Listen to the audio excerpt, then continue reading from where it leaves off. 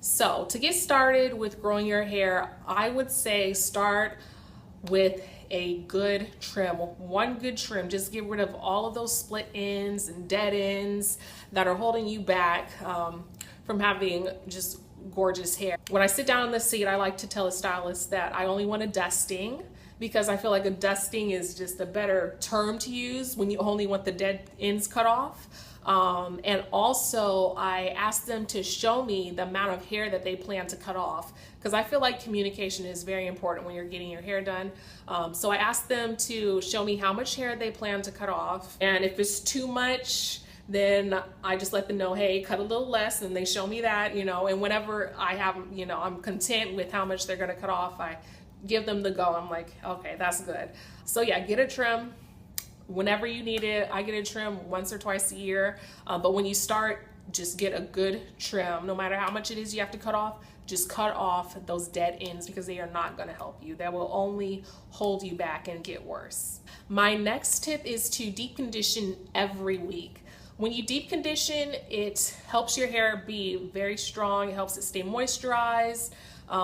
It just gives your hair that strength and helps your hair stay in contact. If you don't deep condition your hair, it's just not going to get that extra nourishment that especially the ends of your hair need to stay in contact and to not break off.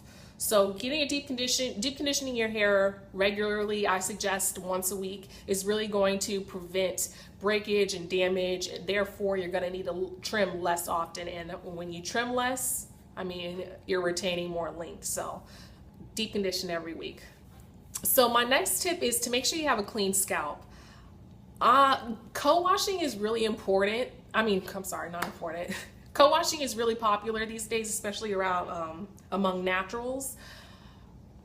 Co-washing is great. It has a lot of benefits, like not over drying your hair. Preventing breakage. But co-washing, it also doesn't do the best job of cleaning your scalp all the time.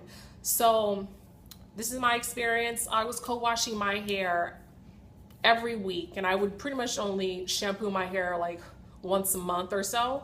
And I was doing that for a lot of months, almost a year. And when I went to go shampoo my hair, and I still had my scalp just wasn't clean. So I shampooed it again. My scalp wasn't clean. I was like, oh my goodness. So I shampooed it again. My scalp wasn't clean. So my hair had accumulated so much product to build up, and it just wasn't clean. So that was disappointing, because when your scalp isn't clean, that means your hair follicles are clogged. Your hair follicles can get clogged when your hair isn't clean, of course, and that can stunt hair growth. It just makes it hard for your hair to grow. It's just like preventing your hair to grow. All that gunk and oil and product just clogged in your pores. It just stops your hair from growing. So that will make your hair grow slow or stop it from growing, period. So having a clean scalp is really important. Now I shampoo my hair once a week, and my hair is fine. I just make sure that I pre-poo and I deep condition after, and I take care of my hair in between shampoos. I care for my hair in between shampoos. So I suggest, if you're co-washing, just be cautious of your scalp and making sure it's clean and healthy. Protect your hair at night. You really want to make sure you wrap your hair with a silk or satin scarf or bonnet. Some people don't like to wrap their hair at night, and that's cool, but it really does do wonders. It helps your hair from getting dry and breaking off and getting brittle and frizzy. Wrapping your hair at night is pretty important, and it's going to help you on your hair journey and help you to grow longer hair and maintain the length that you already have. Yeah, if you don't want to wrap your hair at night, you could get a satin pillowcase or scarf. That works. It's going to do something for your hair. I think it's better to wrap your hair at night. For me, I like wrapping my hair at night because it makes it easier for me when I'm trying to get ready in the morning. My hair is less tangled. It's just easier to deal with. So wrapping your hair at night, it's going to do wonders for you. Do low manipulation hairstyles. Don't play in your hair too much. And when you style your hair, you don't want to put a lot of stress on it. You don't want to pull it too much. You don't want to comb through it too much and cause a lot of breakage. You just really want to be careful when you do that. So using low manipulation hairstyles, we all hear this. I'm pretty sure you've heard that before, but it really is important. It prevents breakage. It prevents breakage and damage and split ends when you do that. Detangling, finger detangling. Finger detangling is great. I usually wear my hair in its natural state, and really when I first started to finger detangle, it wasn't working well for me. I was like, my hair is too kinky curly for me to be finger detangling it. But you know, after the first and second time it didn't work out, but I tried it the third time and so forth, and it's just got better as I did it. It's so much easier to finger detangle than to sit there and detangle my hair with the comb. It's not hard for me. I finger detangle a lot faster than I did before. And when I finger detangle, my curls are popping. Like, they just look so great. They're really defined and gorgeous. So finger detangling, it's one of my favorite tips. Definitely one of my favorite tips. My next tip is to use heat very sparingly. I'm not saying don't use it at all, because I straighten my hair. I enjoy my hair. My hair is very, hair is very versatile. That's one of the beauties of having natural, kinky, curly hair. It's very versatile. I mean, you can have the best of both worlds. So I enjoy the best of both worlds, but I just, I don't overindulge in straightening my hair. So just to tell you a quick story, when I was in college, I used to wear a sew-in because I was on the dance line. I was in the university's dance company, and so when we would perform at the football games, I would wear a sew-in. Just so my hair was like long and flowing and whatnot.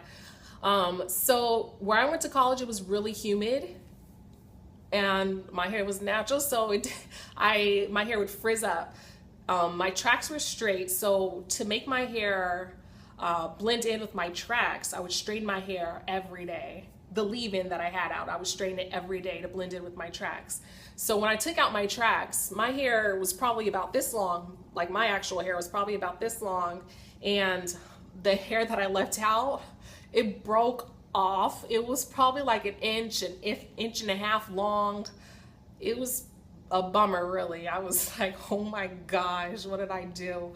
But I mean, I learned my lesson from that. Heat breaks your hair off when you use it too much. It literally breaks it down and your hair will break off. So be careful when you use heat on your hair. Use it sparingly, and when you do put heat on your hair, don't be really too aggressive with it. Don't leave a flat iron on your hair for too long. Don't blow the blow dryer on your hair for too long. Just be careful. My hair is better now. It's grown, so the hair that was about an inch and a half long is probably like this long now, but it's still shorter than the rest of my hair. So yeah, I learned the hard way, but be careful with the heat. Those are my tips for growing longer hair. They've been working really well for me. My hair is currently about bra strap length. I'll do a better video to show my hair length at another time, but I just wanted to get on here quickly and tell you guys some tips that I've been using that help me out, that have been helping me to grow my hair longer and to retain length. My goal is to get my hair about mid-back length, like down to my belly button, and I feel like I can do that. I feel like I can get my hair down there or close to there by December. I mean, I can get it close. I have faith. I can do it. I can get it close. So that's the goal I'm going for. Yeah, so I hope my tips helped you. I hope you stay strong in your hair journey. Take care of yourself. Love your hair and love you. And if you have any tips that you've been using to grow your hair longer and just to keep it healthy, share. I would love to know. I'm always looking for new ways to keep my hair healthy and growing beautifully. So yeah, if you have any tips, let me know. I would appreciate it, and I hope my tips help you out. Thank you for viewing, and I will see you next time. Bye.